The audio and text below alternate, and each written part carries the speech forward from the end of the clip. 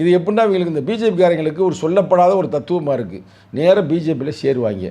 சேர்ந்து முடிச்சதுமே எல்லாரையும் கூட்டி வச்சு எங்கள் தலைவரை திட்டுவாங்க.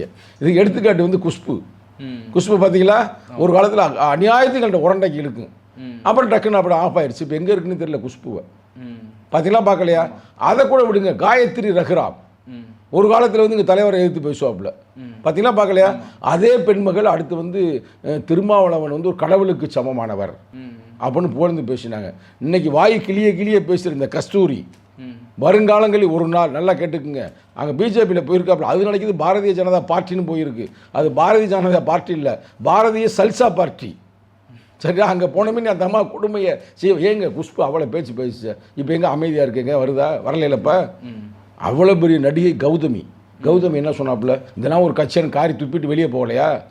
போனாங்களா போகலையா? அது மாதிரி பெண்களுக்கு பாதுகாப்பு இல்லாத ஒரு கட்சி தான் அவங்க கட்சி. அங்கே போயிட்டு இந்த அம்மா திடீர்னு இப்போ ஜாயின் பண்ணிட்டு சவுண்டை கொடுக்குது. சவுண்டை நல்லா கொடுமா, ஒன்றும் பிரச்சனை இல்லை. ஆனால் கொஞ்சம் அறிவுபூர்வமாக கொடு. சும்மா ஏட்டி புட்டியாக சும்மா அடிக்கக்கூடாது. முருகன் நாங்கள் பேர் வச்சுருக்கிறோம்னு. சரி, முருகன் பேர் வச்சிருக்கல, முருகன் வந்து மொட்டையை போட்டிருக்கியா எப்பயாவது?